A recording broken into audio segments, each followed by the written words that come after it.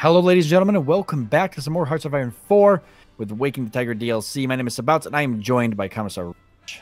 Hello. And I guess, yeah, just a lot of building up after that war with Poland. Yeah, I'm thinking about the next big construction project, because we're about ready to get finished with our civilian factories. Okay. Will be a huge increase to our military infrastructure. So, dockyards and military factories. Okay, that seems like a good idea. Just start turning out those ships and our arms and armor. Start building up for this inevitable war we're going to have with the Allied powers. Yeah, exactly, because by the time we go through, we get the Central Powers, we start kind of allying with people, trying to get people to join the Central Powers. It's going to give us some time to build up, but we're going to want to really kind of focus our efforts on that. Yeah, so I'm thinking as soon as the construction project currently up finishes, which will give us an extra 4 civilian factories, by the way, I think we'll do naval dockyards. I think is the first thing we should do. Because a war with the Allies is a war on the sea. Ooh, Kingdom of Romania cedes Bessarabia to the Soviet Union. The Kingdom of Romania has been forced to give in to the ultimatum from the Soviet Union. The territories of Bessarabia have been passed to the Soviet control, and the Romanian state is left with its borders diminished. It remains to be seen how the Kingdom of Romania will avoid further losses. Yikes. That's actually really bad for them, because that's their that's their best defensive line. It was the edge of the territory with the Soviet Union they just lost. So, like, if you look at Bessarabia, which is right there, the state that's in. If you click it, that'll show you what the state's border was. You can see. I see it. The river is on the Soviet side of that. The Soviet side of that river. What was the Romanian border? They could have hunkered down there with fortresses, and then have a second line of fortresses to the second river behind it. It makes it a meat grinder for anyone trying to take it. But they lost now it. Now it's Soviet, and they have that position now. They have the better position. Yep. Because let me tell you, Romania is the most defensible state on the map in this game. I can see that. A lot of really interesting rivers running through, a lot of mountains. Yeah, major rivers on almost all major borders. Hills or mountains on almost every major rivers or every border, and the only place that doesn't have that is on the border with Hungary. And they start out with like 3 times the military strength as Hungary. Yeah, that's really nice. That's actually very defensible. It'd be fun to play. I've done it a couple of times. You've done it. Yeah, I've seen that. It is it's fun, especially in multiplayer, because nobody expects little Romania to hold out, but it is a bitch to take on. You gotta, like, if a player from Russia tries to take you and they don't have like naval superiority in the Black Sea to invade like around, they're just gonna, it's just walls of carnage. Oh, that's awesome. How do you maintain naval superiority over Russia? Probably not too hard. It's not too hard. They don't have a lot. Or you can also ally with the Turkish and the Greek, and their navies go in there along with your navy. Nice. So that would help a lot. Yeah, because they don't have a large navy in the Black Sea. And I think Turkey starts out with a couple heavy cruisers and some light cruisers with their destroyer escorts for their navy, so they've actually got a decent one. Looks like Hungary's finally starting to lose. Looks like Czechoslovakia's making an attack into their territory. I know. I wish we could do so. I wish we could, like... Can't do anything. Can we send volunteers? Would it help? Could. Let's see here. We can send volunteers. Yeah, let's do it. I mean, we're definitely not for the Allies. No, let's try and send volunteers to Hungary and see what happens. The Pact of Rome is not interfering with us right now. We can send 2. I'm thinking sending 2 from the Panzer Force. Okay. So I'll break up 2 divisions. I think one Panzer, one Panzer, one motorized. Have them send them over to the what's the word? the fight in Hungary. I mean, these are, you know, crack German divisions.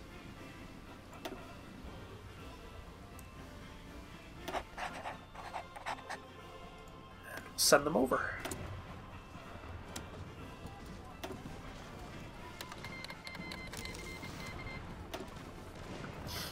Alright, they'll be over there in a couple of days. They'll be over there on the 11th of May.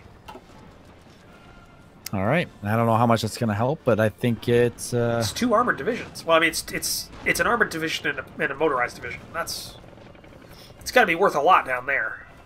Yeah, for what they're dealing with and what they have. I mean, what does Czechoslovakia own? They have 44 to 75 divisions. They've only got about 163,000 troops in reserves at maximum. And Hungary's got 34 to 55 divisions, and they've got 18K in reserve. Austria's holding out. And they're very small. Yeah. We could send volunteers to Austria, too, so we have 4 divisions down there. Yeah. I mean, we definitely don't want Czechoslovakia to win. Alright. Send another 2 divisions. Yeah, that's not a bad idea. I think we should be aiding in the Pact of Rome's war. This will also increase their ability to, fight later. We'll have more, experienced divisions. Yep, exactly. And it's gonna... I mean, if it's keeping France and everything tied up, we know that's good for us, so... We'll send some volunteers. We can send 2 divisions. That might actually really help Austria. They seem to be in a pretty good advantage. Yep, they'll get there on May 17th. And if Czechoslovakia is... it looks like they're doing most of their pushing against Hungary there. If Austria uses those forces... Well, we control them. Even when they're under the command of other armies, we'll control them in that fight. Oh, I didn't know that. Yeah, so we'll get some experience in as well, us personally. Okay, so we have some spare civilian factories. Okay. So we agreed, first things first, naval dockyards.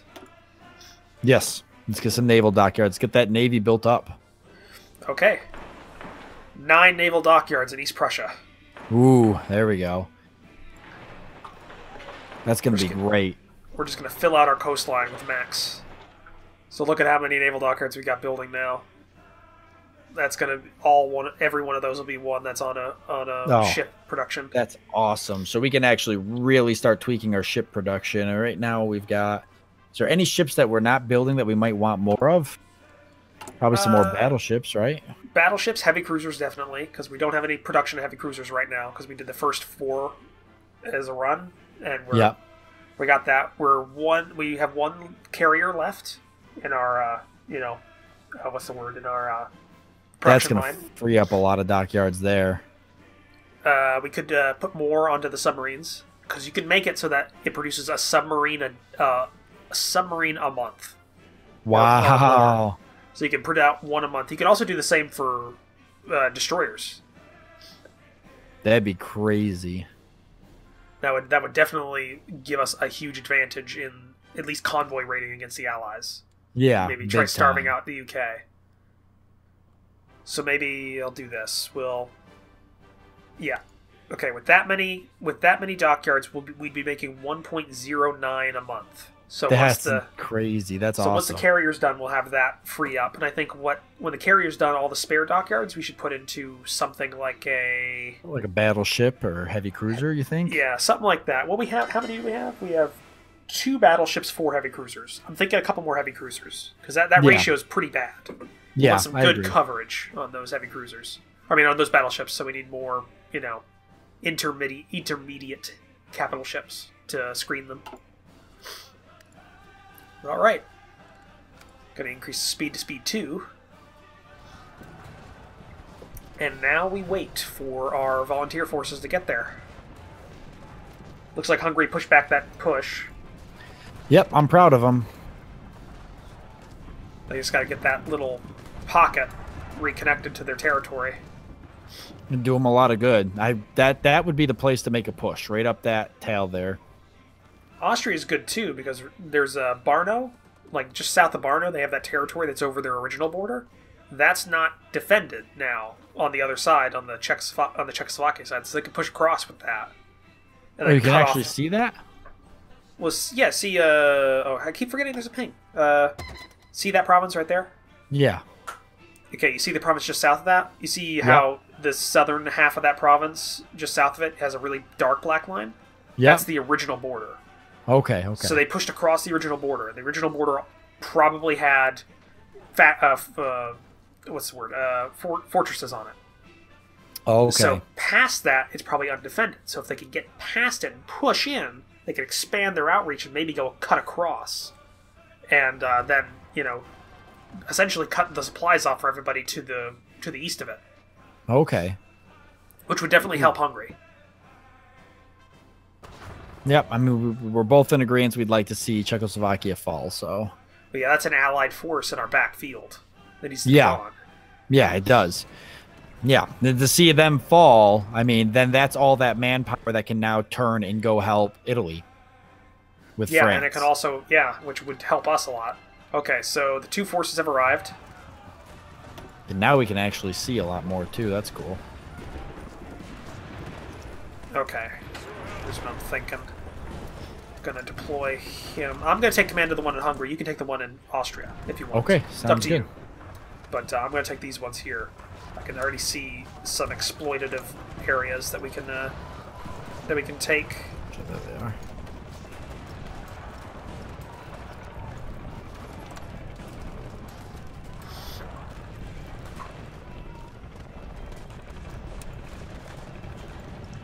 They'll be getting there pretty soon.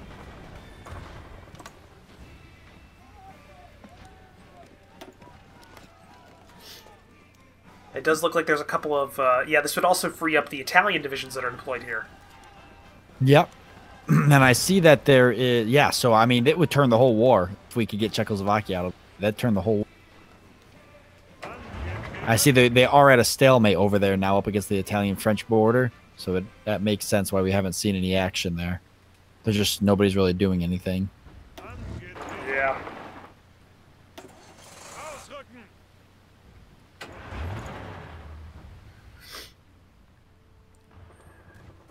Okay, yeah, 1 day left for the Austrian volunteers to get there. Awesome. And I see that Czechoslovakia's got a lot of forts. Yeah, along their borders, yes. That's why I pointed out that one that's free. You could, you see, the one that they just took on the original border. If you push past that, there's no forts. So. Yeah, exactly. I'm thinking, you think push into that airport there or push into the city? Airport, because the city has forts. Okay. Oh yeah, anyways, I see the fort. Anyways, the airport will allow you to not have to worry about the what's the word? Not have to. You'll decrease their ability to deploy airplanes, like to fight.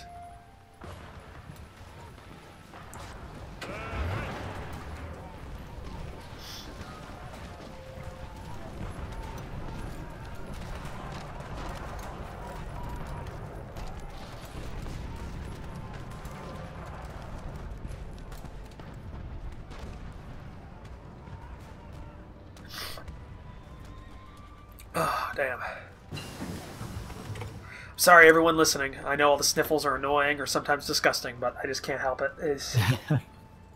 I'm just going to keep going down this air doctrine tree. Yep, sounds good. Because we still have the bonus to the research time. If I can get Austria to push with me, maybe we can take this.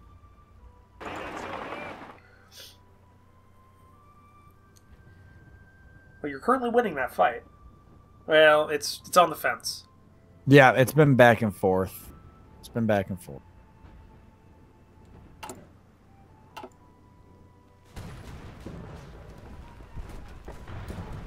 I'm actually making some headway down here. Trying to take this border region. That's a good idea. Looks like the Italians are also making a good push as well. They're actually going to cut that tail again. Is there a city in there? No, it doesn't look like it, but every one of these provinces in the tail has got a fort on it, which is why it's been so hard to take.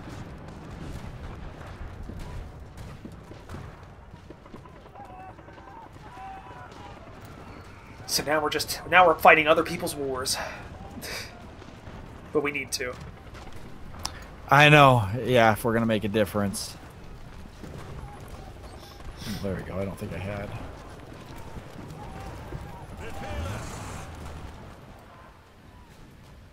Okay, I guess that attack didn't go very well. No, you lost all your green bar, which is your morale. So you just kind of fought yourself until everybody gave up. Went back. I'll let them sit and cool down. Maybe wait until the southern attack goes well, because we just took a couple of territories on the border. Yep, that's what I'll do. So they'll probably redeploy. That, or you might be able to attack here once you go to full, because it looks like the Italians are making an attack into there, judging by that that question mark attack symbol. So I'm pretty sure the Italians are making the offensive. Yep, I see the Italians. It looks like Italians and some Hungarians. Or no, which is about time. Okay, it looks like I can almost push it again. They keep kind of making the attack and then jumping off of it. They're not really committing. I think they're trying to just hold them down for right now. We got to support the Finns, which is great. Yeah, so now what do we want to do? We could do something on the left tree or the center trees, or we could do something more on our main tree. Let's see. Well, could get pride of modern Germany. Prepare for the next blockade. Central Powers. Maybe we should actually go for Central Powers. Only 35 days. Grab it up so we can start kind of fostering relationships. All right. With people we want. 35 days is perfect. Oh, damn.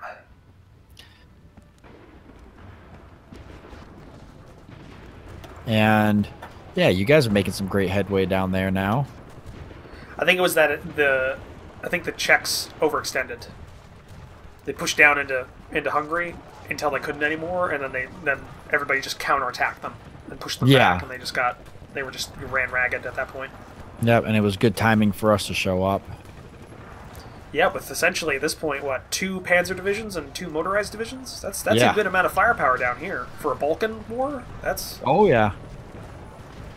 They don't have anything like that they're sporting that I see. A lot of artillery. Heck, some of the Hungary divisions are just artillery. Yeah, I see that. Yeah, they're just an artillery division. It's just out here, like the Great War. Yeah, I know. Like, what the heck? Like something from the Imperial Guard. It's just straight up artillery. The Death Corps of Krieg, 350th Artillery Brigade. Oh my... Yeah, it's just a straight up load of artillery. What's the big artillery they use all the time? You mean a Basilisk? Bombard. Basilisk. Yeah, the Basilisk. With an Earthshaker. Yep, with an Earthshaker. I'm thinking I might push for these 2 divisions here. In the south? Yeah. It could be. Looks like it might work. I'm going to make a push, see how it goes. You're at least wearing them down. You're holding them down. Yeah, exactly. There's a lot of pressure all around. Yeah, and I'm looking down. Oh, ooh, that's bad. I just looked at the boot of Italy. They... Boot of Italy. Little red marks just hit the heel. They're getting slashed in their Achilles tendon. Oh yeah, look at that.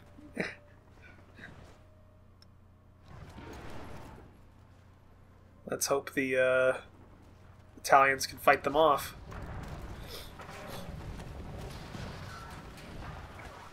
Oh boy.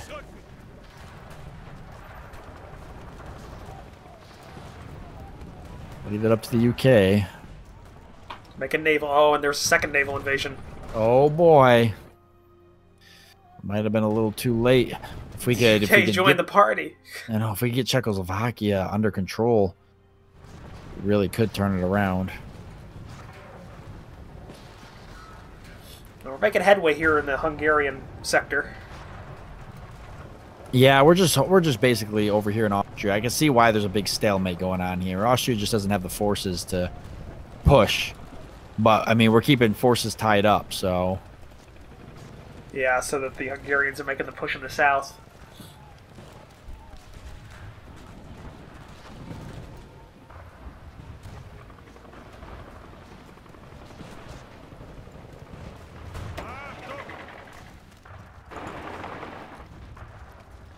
Close to cutting them off in the south here. One province out. That'll help a lot.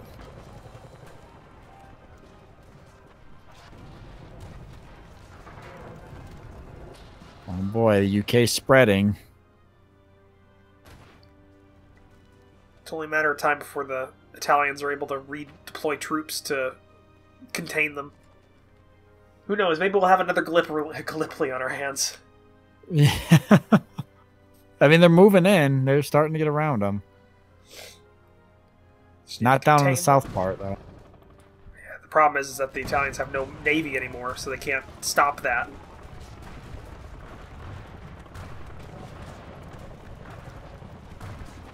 Yeah, we kind of figured that was going to happen. Well, they fought in the... I mean, it was basically just a knockdown, drag-out brawl in the Mediterranean for the first couple of months, and then that's when they lost their fleet. Was they just couldn't keep that going. Yeah. We're so close to getting that tail cut. I know, that's what I'm doing. That's what my efforts focused on right now. I'm trying to make them push into this area, trying to guide them in. It's the 1st Panzer Division and Jesus Christ, the 935th Infantry Motorized Division. Nice, 900. Oh my goodness. What is yours? Yours is the 3rd and 1st. So. Wow, so yours is a little off, just a little bit. Just a little bit. Yeah, the Germans didn't actually didn't name their divisions chronologically for a long time. They didn't do it. They didn't do it after a while. They stopped kind of doing that. Yeah, and just started whatever. Yeah. All right, this is a successful attack on this one province here. With this, would cut off the entire southern half of the Czech border. That could turn the tide real quick. Can only hope. Tide's already turned, but that could really turn it. Yeah, that could help them out. I mean, hell, we could send more divisions. We could send volunteers down to Italy and help fight against the British and the French. It's not a bad idea. We really don't got anything else going on. Okay, I'll pause it for a second so we can work this out. And, split off another 2 divisions from the... And I think we've got more tanks coming anyways for recruit. Yeah, we got another 3 more. 3 more ready there. We got 10 more divisions of infantry being made as well. So once those guys move off to the other province, I'll separate them into their own division, or their own army, and then we'll send them as a volunteer army to Italy. Hopefully that will be enough. Oh, by the way, did you ever put a commander in command of your... Oh, that's probably one of the reasons why your troops aren't doing so well. Oh, no, I haven't. Good point. Yeah, you need a commander in there. That's a great point. Who did you end up? You end up grabbing like a skill 3 or 2, or? I just gotta pick somebody that had Panzer experience. Okay. Let me see. Yep, I've got a 2 here. Panzer leader experience factor. Taking George Hans Renard. You can take him, and I'll take Hoth. Herman Hoth. Herman Hoth. Okay. Where's? Oh, George Hans. Yep, I see him. Yep, the armor officer. Yeah, he's cautious, so his planning speed's down, but, I mean, that's fine, and I'll take Hoth and send him to Italy to help with those landings. We cannot let the Allies have oh, wow, we can actually have 4 sent to Italy, so I'm going to send 4 divisions down there. Oh, let's do it. So that'll be 2 Panzer divisions and 2 motorized divisions. That'll be a decent amount of firepower we'll send down there. That'll be enough to throw the Tommies back. No, we're gonna ship them back to the UK. And Italy actually putting up a pretty good front down there now. Yeah, we're just sending them down there to help. Ooh, France is starting to push again. All right. Is France starting? Yeah, they're starting to do some pushes, but that's because the Italians took pressure off of their the French line to try and deal with the landings. Damn it! We weren't able to cut off the tail yet. Gonna rebuild my morale up and try to do another attack into it. I can actually head to you. Oh, you mean like a coordinated 4-division assault right on that one province? Yeah, let's try do and it. take it. Yeah, let's sever it and cut it okay, off. We'll have to be on separate armies. We won't be able to. You know, we can't put them together because they're in different theaters. Yeah, so, that's okay though. Yeah, bring them over here. That'd be good. Yeah. Yeah. Yeah, I'll bring them right over and we'll coordinate both hitting that same province there, because if we can sever that, that's the turning point right there. I think that'll at least help. That'll alleviate pressure to the, yes, exactly, to their allies, and it'll allow them to push back against the allies. Having a faction named the Allies is actually very confusing when you're dealing with like an alliance with like a faction with other allies that you're also dealing with at the same time, and you got. I know. And it makes them sound like the good guys. Yeah, and in our case, they're not. No, in this historical setting, they are definitely the bad guys. It also could be argued that the Allies did have some hand in starting World War II by the very harsh conditions of the Versailles Treaty, which yeah, which you could argue. I mean, it wasn't really Germany's. It wasn't really it wasn't directly Germany's fault as it was anybody else's fault, because World War I just kind of happened. Like, oh, that was like, yeah, it's funny because if you actually read a lot of the history on it too, like a lot of the men on the front line didn't even really know why they were fighting in a war. Yeah, it was like a treaty started another treaty, which triggered another treaty, and then everybody just started fighting each other. It's just like, well, okay, but like at that point, what's the... Yeah, like what are we even fighting for? Why are we killing these people again? Why are they our enemy? Okay, I'm already attacking into this. All right, my my motorized infantry is almost there. No, it doesn't look like we're gonna break it. But there is one we couldn't break to the left. Central powers and a research. You're not gonna break that just yet? Oh, you're thinking about breaking that one? Yeah, the left one. Look at the morale's way low, and you can attack from that side with your motorized as well. And all right, making we're gonna try now. And crack those Hungarian and those Czech divisions there. That'll open us up into that plain behind these hills, and we can try and spread them out more. Love it. And we Kampfgruppe. So we have decision on this tech. There's a branch to this doctrine: desperate defense and modern blitzkrieg. Oh.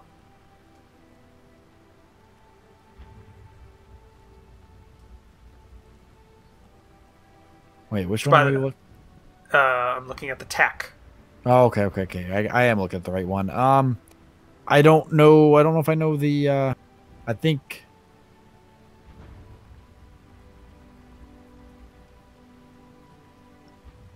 Which, by the way, I think Desperate Defense has the best icons for it.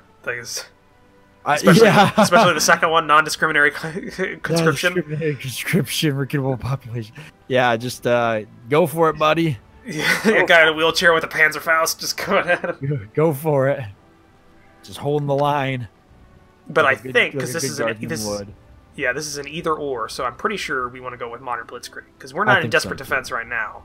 Nah, we're feeling more offensive, right? So yeah, and this gives us fire brigades, backhand blow tactics, and a modern blitzkrieg, which gives us a plus 20% breakthrough for tanks, 0.2% recovery rate and a +3 organization for tanks. That's great. Yeah, we want that. Yeah, so fire brigades. I'd actually wonder where the modern U.S. military doctrine would fit on this tree, because technically they go into somewhat modern tactics in these, and I wonder which one is actually the United States where it's at. Isn't it probably be the superior firepower doctrine trees, and either the Shakanar air-land battle would be where. Makes sense. Yeah, I mean, heavy, quick lightning assault too is pretty. Yeah, I guess that. Yeah. Either way, we can choose our focus next episode because we are over time. We are. So that'll be the big one. So I want to thank you guys for joining us. We hope that you've enjoyed it. We look forward to seeing you in the next one. Bye.